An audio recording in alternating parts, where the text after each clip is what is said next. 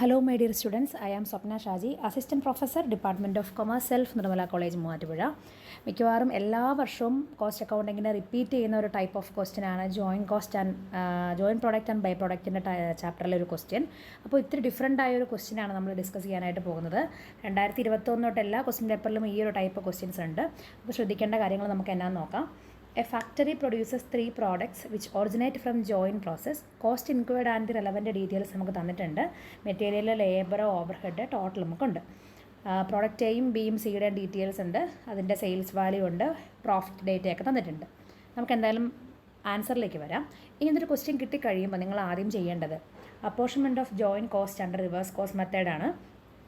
അതിൽ നമ്മൾ ആദ്യം തന്നെ calculation of selling and distribution of overhead. ഈ ഒരു ക്വസ്റ്റ്യനിൽ സെല്ലിംഗ് ആൻഡ് ഡിസ്ട്രിബ്യൂഷൻ ഓവർഹെഡ് ചില പ്രോബ്ലങ്ങളിൽ ഡിഫറൻസ് വന്നു കഴിഞ്ഞാൽ മിസ്സിങ് ആവാറുണ്ട്. നമുക്ക് നോക്കാം എന്താ സിറ്റുവേഷനെന്ന്.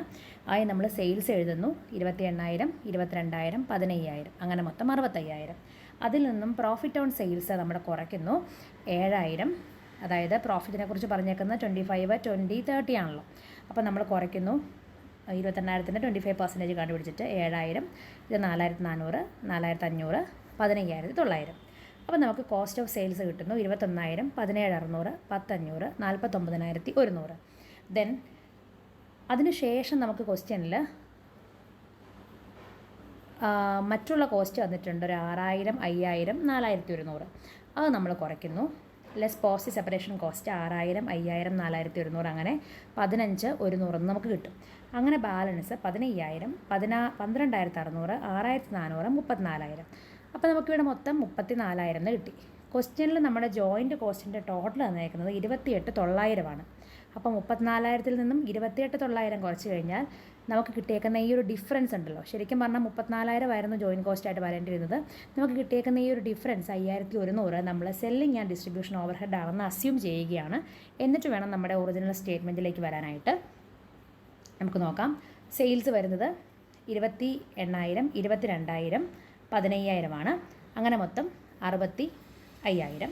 അതിൽ നിന്ന് നമ്മുടെ പ്രോഫിറ്റ് ഓൺ സെയിൽസ് ആയ 7,000, 4,400, 4,500 കുറച്ചു 15,900 കിട്ടി. ദെൻ കോസ്റ്റ് ഓഫ് സെയിൽസ് നമുക്ക് കിട്ടി 21,000, 17,600, 10,500, 49,100. സെല്ലിംഗ് ആൻഡ് ഡിസ്ട്രിബ്യൂഷൻ ഓവർഹെഡ്സ് ഇപ്പോൾ നമ്മൾ കണ്ടുപിടിച്ചായിരുന്നു 5,100. അത് നമ്മൾ സെയിൽസിൻ്റെ റേഷ്യോയിൽ, അതായത് സെയിൽസ് 28, 22, 15 ആണല്ലോ. അപ്പോൾ ഈ 5,100 ഇൻറ്റു 28 ടോട്ടൽ 65. അപ്പോൾ നമുക്ക് എത്ര കിട്ടും? 2,197 കിട്ടും. Then 5,100 into 22/65 1,726.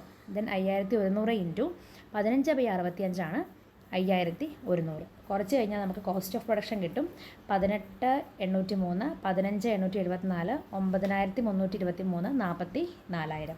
അതിൽ നിന്നും നമ്മുടെ പോസ്റ്റ് സെപ്പറേഷൻ കോസ്റ്റായ 6,000 കണ്ടോ, ഇത് 6,000, 5,000, 4,100 നമ്മൾ കുറയ്ക്കുന്നു.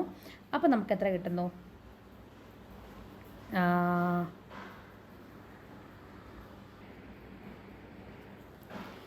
അത് കുറച്ച് കഴിയുമ്പോൾ നമുക്ക് 12,803, 10,874, 5,233, 28,900 കിട്ടും.